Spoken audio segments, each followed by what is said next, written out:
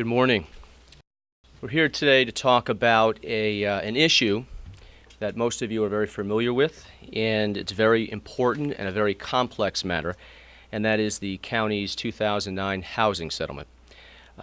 By way of background, for those who may not be familiar with it or who were not here in 2009, this was entered into by my predecessor, County Executive Andy Spano, along with the Board of Legislators, as a way to settle a false claims made by an outside group, a nonprofit group, the Anti-Discrimination Center of New York. In this settlement, the county agreed to ensure the development over 7 years of 750 units of affordable housing in communities that had the least diversity, according to the 2000 census. So it was determined that there were 31 eligible communities in Westchester, 24 with less than 3% African American and 7 with less than 7% Hispanic. The agreement also requires the county to expand its marketing efforts outside of Westchester County. It also sets aside $51 million in county funds to accomplish the goals of this settlement. And as part of the agreement, the county accepted a HUD-appointed federal monitor, Jim Johnson, to oversee the implementation. I think those of you who followed the campaign in 2009 know that I opposed the settlement because of the terms of the settlement. I said so during my election campaign. Having been elected, it is my responsibility now, as of January 1, 2010, to see that the county complies with the settlement. And we have been complying with this settlement. The progress to date so far is substantial. We've identified and got financing in place for housing units, and we are ahead of schedule. Right now, the county has 164 units in place with the approval of the federal monitor. Of these, 154 of these units have financing, and 107 of them have building permits. Under the settlement, the county needed only to have 100 in place with financing and 50 with building permits by the end of this year. So as you can see, we've made a lot of progress. The progress, I believe, can be attributed to us working very cooperatively with our communities. And I think that's the way we have said from the very beginning we would go. And it's proven to be the right method. There needs to be more, clearly, but you would think at this point that the federal government would be pleased with our accomplishments.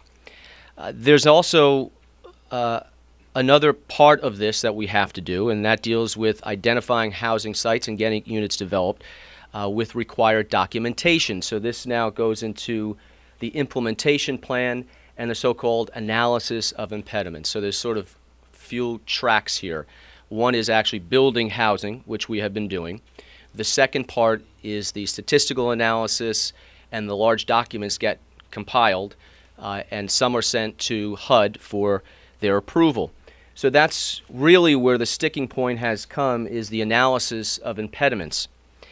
The reason for today is to announce that we are at an impasse with HUD over the analysis of impediments. We have given so far as a county HUD 5 versions of an AI, 1 under County Executive Spano, 4 under this administration, and we have received our latest rejection. The problem is that HUD is asking for things that are not in the settlement, not within our power to deliver, and not economically feasible, and certainly not helpful going forward. By its own admission, HUD, in a letter to us on May 13th, acknowledges that it wants us to go beyond the 4 corners of the settlement. They want us to do things that were not agreed upon. So we're saying it's now time for HUD to be accountable for its actions. Making the demands on this county that have no basis in law or the settlement in particular, and that go way beyond what any community in the United States has ever been asked to do, is counterproductive, and it is a prescription for failure.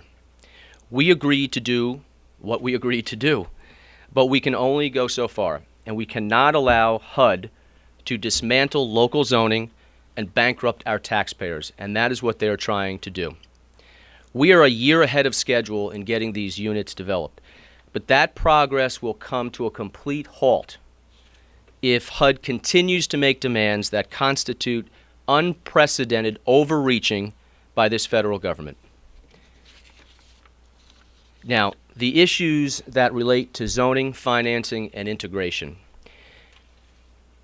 HUD sent us a letter on May 13th, which basically demanded that we do things that were not in the settlement, and said if we don't do that, that the analysis of impediments would be rejected. Westchester County does not control local zoning. And HUD knows this full well, because when my predecessor stood at this very podium with the Deputy Secretary of HUD, Ron Sims, he said such a thing, that under New York State Constitution, this is a home rule state. And Ron Sims himself did not question that. They have said that that is true. So they know full well that we cannot dismantle local zoning, nor would I. HUD is calling for the county to challenge the local zoning practices of local municipalities, and I'm quoting here, that, quote, list the steps that the county will take if the municipalities do not enact the changes within 3 months of the county's notification. 3 months. If anyone knows anything about New York State, is nothing gets done in 3 months. Certainly not building anything in this state, let alone something as large as a development such as this. It's a ridiculous statement, and it's completely ignorant of the laws of New York State. If a municipality fails to make a change, HUD wants the county to take a number of actions, including a suspension of funds and litigation. And this type of request by HUD is unprecedented, and it certainly goes beyond what is in the settlement. And for HUD to make this request shows, as I said, a complete ignorance of the laws of New York State as a home rule state. The financing of this is pretty interesting as well. Without any justification, HUD is arbitrarily calling for half of the 750 units to have 3 bedrooms. Again, no word of that in the settlement. And this demand would force the county to run out of money pretty quickly before all the 750 units could be built. And we got to do the math here. So the initial settlement had $51 million set aside by the county. So if you do the division, 750 divided by $51 million comes out to be $68,800 a unit. The current cost, the real cost that we're finding out as we go along, is that they're actually coming in at around almost $102,000 a unit. Now that HUD wants to rewrite the terms of the agreement, demanding that half of those 750 be at least 3 bedrooms, if you really look at the math of what they want, it would go up to close to $100 million, or twice what the initial settlement called for. So that in and of itself is going to make it difficult to comply with the settlement. And again, that was not the agreement reached by the federal government and the county. Another interesting aspect of their May 13th letter is HUD is demanding that Westchester County claim that the county and the municipalities are racist and segregated. The facts do not even come close to this. And all the federal government needs to do is look within the federal government. HUD needs to look at the 2010 Census Bureau, because the 2010 census reveals that Westchester is the 4th most diverse county in New York State. We are behind Brooklyn, Queens, and the Bronx. We are tied with Manhattan, and we are more diverse than Staten Island. So it runs completely counter to their argument. And what they have tried to do is HUD says, this is what the conclusion they want. Go make it happen. The facts don't bear that out.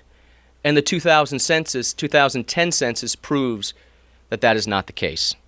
We are a welcoming county.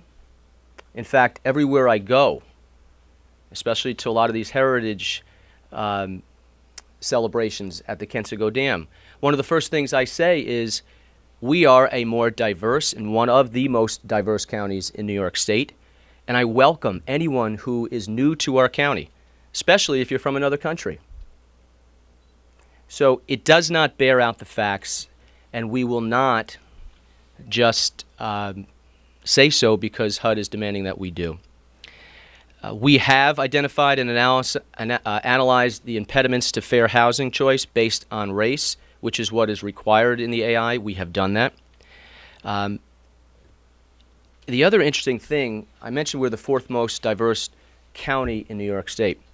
If Westchester were a state, and in population we're bigger than 6 states already, we would be the 14th most diverse state in terms of black representation and the 7th most diverse in terms of Hispanic representation.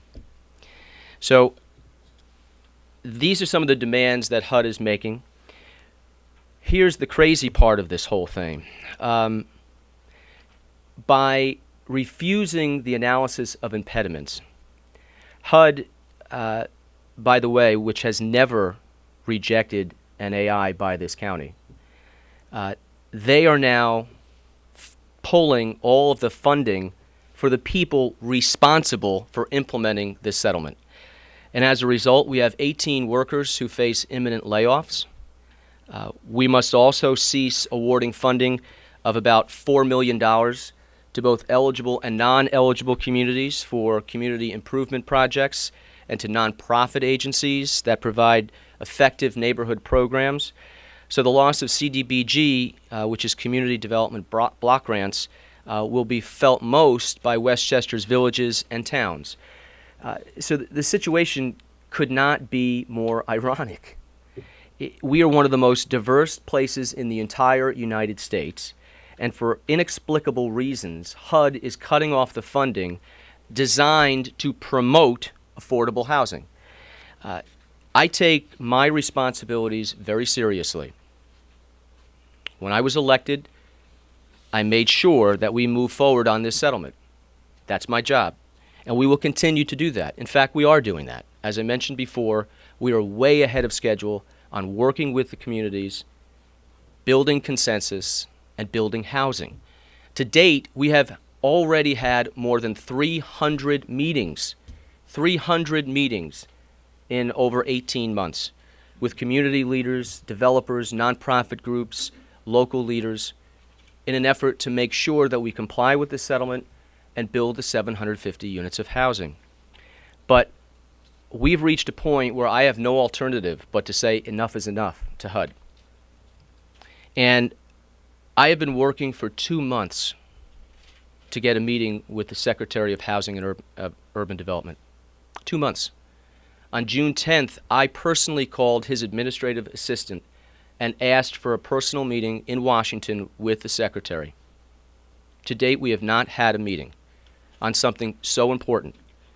Now, we have a tentative meeting scheduled for July 27th in Washington, where I will make my case directly to the Secretary himself to ask him to have his agency back down on something like this, to work with us as we are working through this, and to not, in a perverse way, do everything possible to make sure this settlement can't be complied with.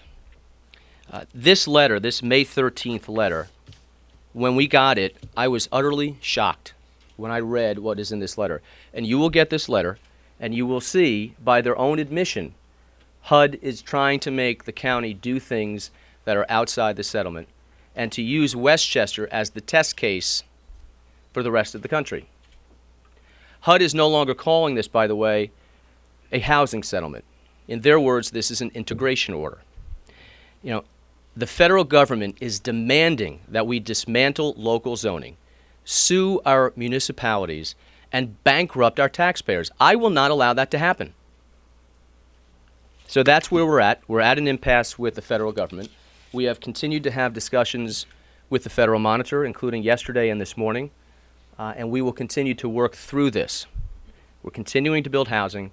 but we will not have a gun to our head to do things that are outside the settlement, that we don't agree with, the laws don't make us do, and that we can't comply with.